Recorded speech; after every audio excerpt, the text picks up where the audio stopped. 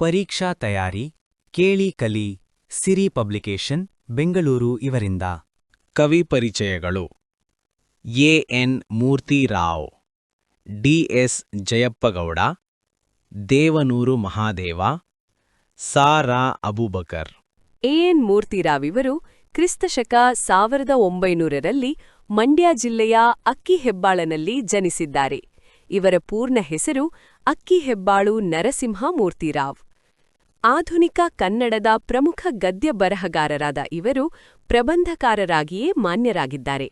ಹಗಲುಗನಸುಗಳು, ಅಲೆಯುವ ಮನ, ಅಪರವಯಸ್ಕನ ಅಮೆರಿಕ ಯಾತ್ರೆ, ಮಿನುಗು ಮಿಂಚು, ಪೂರ್ವಸೂರಿಗಳೊಡನೆ, ಚಂಡಮಾರುತ ಮೊದಲಾದ ಪ್ರಮುಖ ಕೃತಿಗಳನ್ನು ಬರೆದಿದ್ದಾರೆ. ಇವರ ಚಿತ್ರಗಳು ಪತ್ರಗಳು ಎಂಬ ಕೃತಿಗೆ ಕೇಂದ್ರ ಸಾಹಿತ್ಯ ಅಕಾಡೆಮಿ ಪ್ರಶಸ್ತಿ, ದೇವರು ಎಂಬ ಕೃತಿಗೆ ಪಂಪ ಪ್ರಶಸ್ತಿ ಲಭಿಸಿದೆ.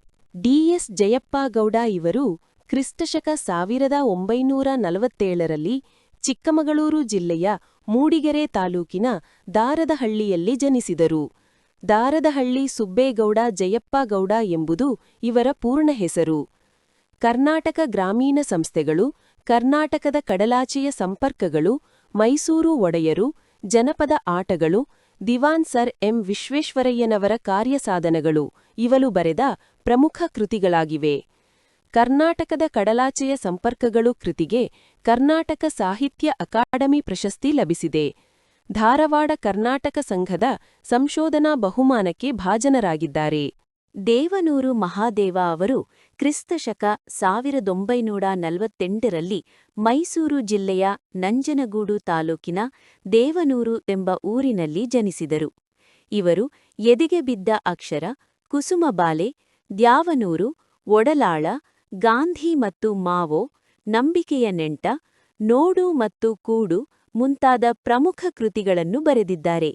ಇವರ ಕುಸುಮಬಾಲೆ ಕಾದಂಬರಿಗೆ ಕೇಂದ್ರ ಸಾಹಿತ್ಯ ಅಕಾಡೆಮಿ ಪ್ರಶಸ್ತಿ, ಒಡಲಾಳ ಕೃತಿಗೆ ಭಾರತೀಯ ಭಾಷಾ ಪರಿಷತ್ ಪ್ರಶಸ್ತಿ, ಕರ್ನಾಟಕ ರಾಜ್ಯೋತ್ಸವ ಪ್ರಶಸ್ತಿಗಳು ಲಭಿಸಿವೆ. ಲೇಖಕಿ ಸಾ.ರಾ. ಅಬೂಬಕರ್ ಅವರು ಕ್ರಿಸ್ತಶಕ 1936ರಲ್ಲಿ ಕಾಸರಗೂಡು ಎಂಬ ಊರಿನಲ್ಲೇ ಜನಿಸಿದರು.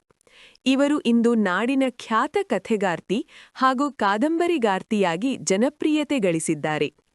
ಚಂದ್ರಗಿರಿಯ ತೀರದಲ್ಲಿ, ಸಹನ, ಕದನ ವಿರಾಮ, ವಜ್ರಗಳು, ಸುಳಿಯಲ್ಲಿ ಸಿಕ್ಕವರು, ತಳ ಒಡೆದ ದೋಣಿಯಲ್ಲಿ ಇತ್ಯಾದಿ ಪ್ರಮುಖ ಕಾದಂಬರಿಗಳು ಹಾಗೂ ಚಪ್ಪಲಿಗಳು, ಖೆಡ್ಡ, ಅರ್ಧರಾತ್ರಿಯಲ್ಲಿ ಹುಟ್ಟಿದ ಕೂಸು, ಪಯಣ ಮುಂತಾದ ಕಥಾಸಂಕಲನಗಳನ್ನು ಬರೆದಿದ್ದಾರೆ. ಇವರ ಸಾಹಿತ್ಯ ಕೃಷಿಗಾಗಿ ಕನ್ನಡ ಸಾಹಿತ್ಯ ಪರಿಷತ್ತಿನ ನೃಪತುಂಗ ಪ್ರಶಸ್ತಿ ಲಭಿಸಿದೆ.